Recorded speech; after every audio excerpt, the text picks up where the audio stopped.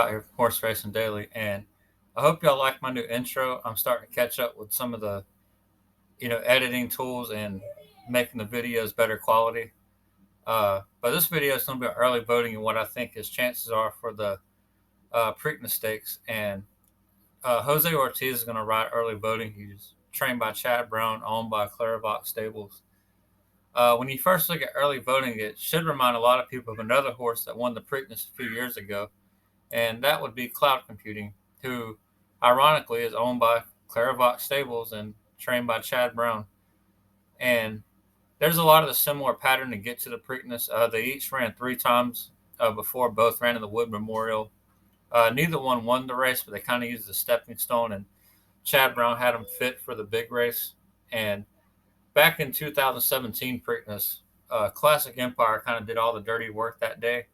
Put away Always Dreaming, the Kentucky Derby winner of that year. And then Cloud Computing just kind of, wore him down and ended up winning the race.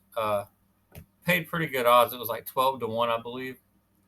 And early voting, I think, has, that similar potential to do the same thing. None of these Derby horses this year were very standout as there wasn't a Justify or American Pharaoh. So I think all the horses are vulnerable. Epicenter could potentially draw in, and I think he could be intriguing as he ran a very good second in the Kentucky Derby.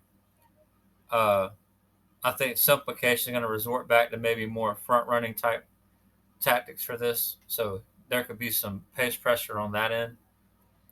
But I do like early voting. You have to respect this horse, and I really like his chances to win the race. And we're going to go ahead and watch a couple of the races leading up to this, the Withers and the Wood Memorial. First race is going to be the the Wither Stakes. This one ran back in February, going 1 mile and 1/8.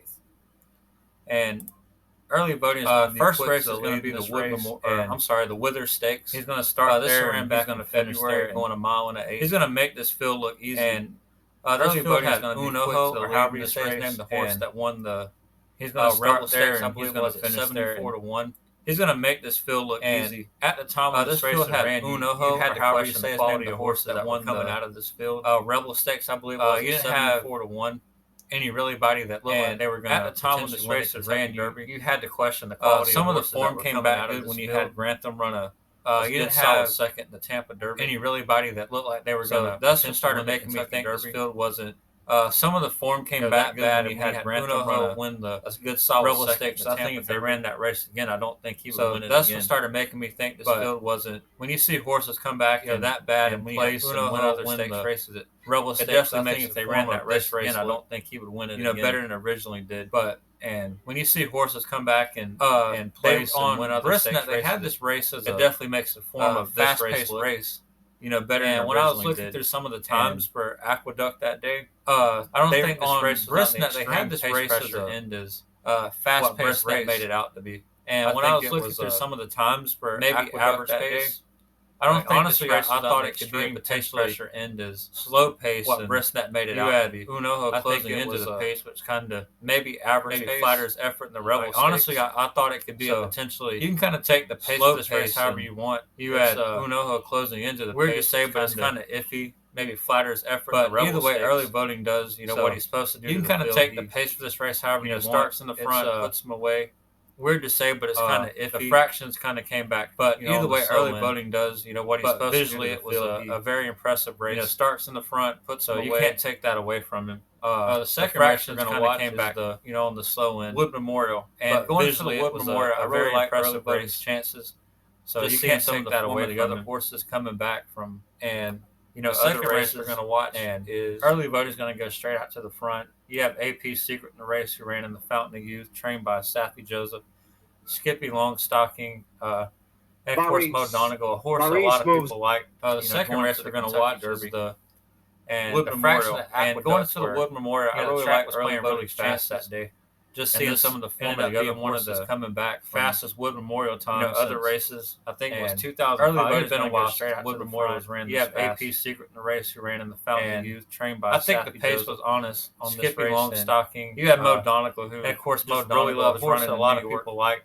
going to the Kentucky Derby. He's going to end up coming up the rail and winning this race. Aqueduct, where but you'll see there's a part of this race really fast. It looks like early voting is going to win. Ended up being one of the fastest Wood Memorial times since I think it was 2005. It had been a while. Third place Memorial was ran this fast. And you'll see Mo Donegal just kind of skimming up the rail. I think the pace was honest. And when you start going on the far turn, you have Mo Donegal who just really loves running to kind of separate a little bit, and he's going to end up coming up the rail and winning this early voting there. But you'll see there's a part of this race. I don't know if maybe it looks like early voting is going to win or what, but yeah, I mean it looked like right here he had Barisi just going to go ahead and put this field away. Third place.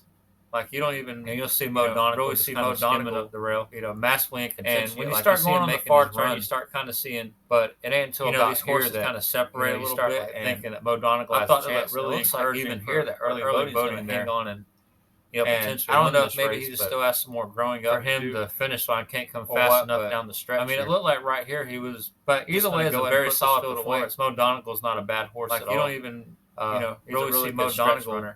So you can't take nothing away. You see him making his run, but I think with him having time off from the Derby, you start like thinking Mo Donegal having a history of getting horses even here that early voting is going to hang on and to run really big efforts, potentially win this race. You have to respect this horse. For him, the finish line can't come fast enough. I can tell you right now, he's going to be in all of my wagers. Either way, it's a very solid performance. Mo Donegal's not a bad horse at all.